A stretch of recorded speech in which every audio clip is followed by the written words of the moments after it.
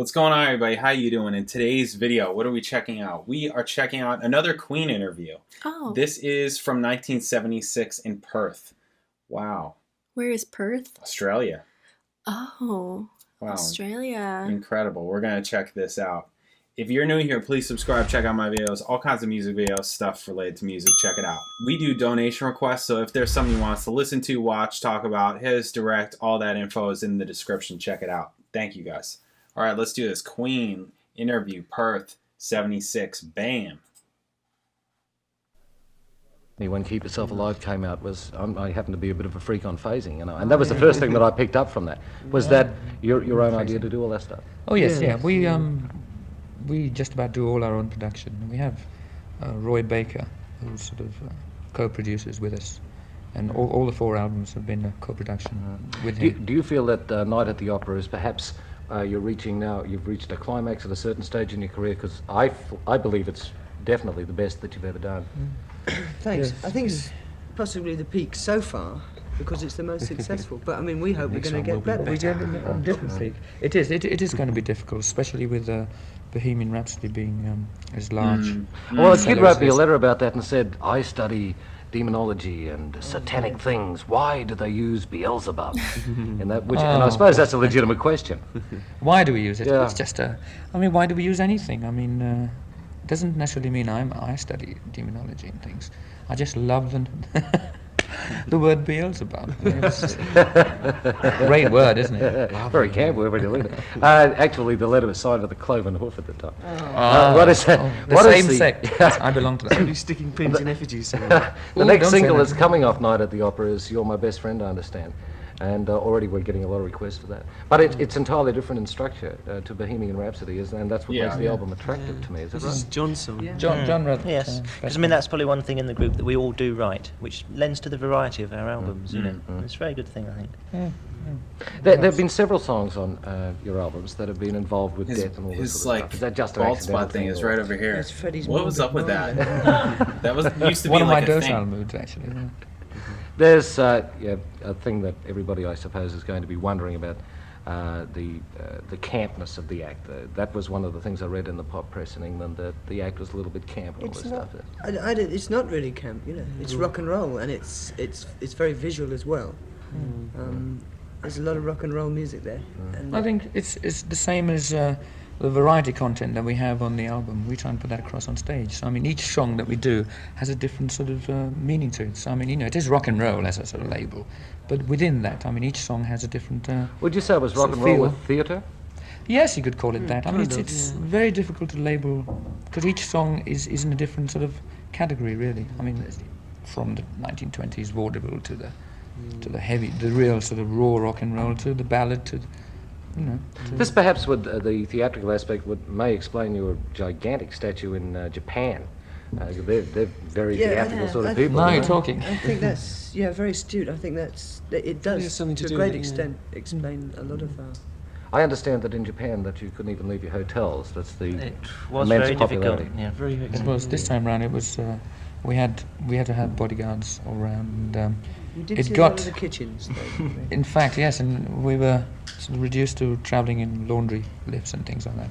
But the price of fame, they tell me. But this must become tremendously confining after a little while. It was very claustrophobic. You know. Oh, we It was nice. Roger and I managed to get away a couple of days early to over here in Perth, and nobody knew we were here. And we just went out on the beach and couldn't believe that it was quiet and peace, and had a good time. What is your next? I'm sorry. And hot and sunny. Very nice, yeah. What is your next album? Well, it's already completed. No, we haven't even started thinking about it, to be honest.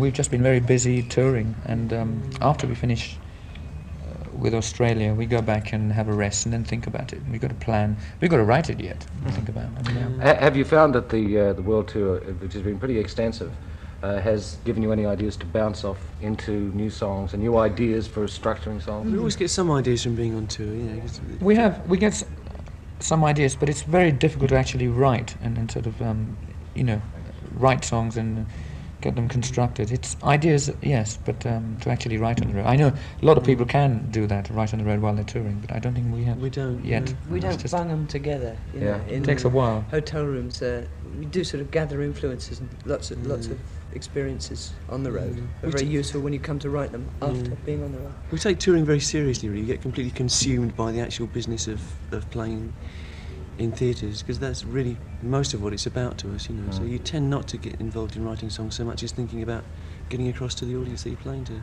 Back to pop journalism, I suppose, but pop and rock and roll seems to be they get too involved with themselves. Now, Rolling Stone magazine in America and New Musical Express in England. Absolutely. Do you find that they become very condescending Very after a good while? choices, yes. We don't take any of them very seriously, actually. Yeah. Having seen them go from the absolute bottom to the absolute top as regards what they think of us, and back down again, probably. We just no doubt it will go can't that really way. take it very seriously. I mean, the When you whole read- idea of having a magazine that pretends to write seriously about politics and rock and roll at the same time, to me, is totally absurd. New Musical Express is more into nail varnish than music.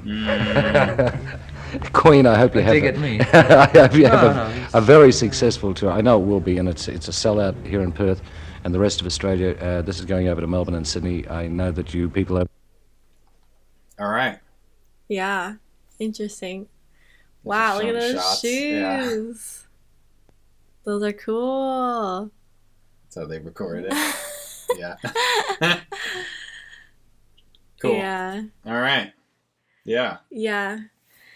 Wow. He only had one hand. His one hand had his fingers painted. The other one didn't. It's because they had like bangs. So their part was like towards the front. Yeah. I mean, it's not the first time I've seen that. Yeah. It used to be like a It's like a mullet. thing among bands, and I always thought it was weird. Like, how the hell do they even do that? I don't like. How did they get what's usually right here, like right over here? Because they cut their hair so short all in the back, all the way to the front, and then it's only long on the bottom half of their head. That's what they had.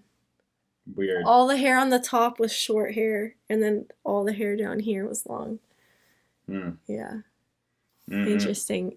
Interesting looks. Yeah. That's for sure. Yeah, I like the thing about, at the end about those friggin' because Rolling Stone is like Yeah, one of the worst politics and offenders. music. One of the worst offenders for sure. I know. So yeah, they're saying this in '76. It's like, yeah, it was garbage. It was garbage in '76. Yeah. Still garbage. Still in business though. Man, they said that when they were in Japan, they Mhm. couldn't go anywhere. That Yeah. sucks. Yep. Yeah. Can't even like leave your room Yeah. Yeah. because people just swarm you. That's a terrible way to live. Yeah. Yeah. Yeah, that's cool. Yeah. Dig it. I like watching these interviews. It's Yeah. interesting. Yeah. And I just like to see like these artists and how they dress and how like even just their body language, like it's just interesting. Cool. Pretty cool. All right, amazing. Thank you guys. Catch you in the next video. Bye.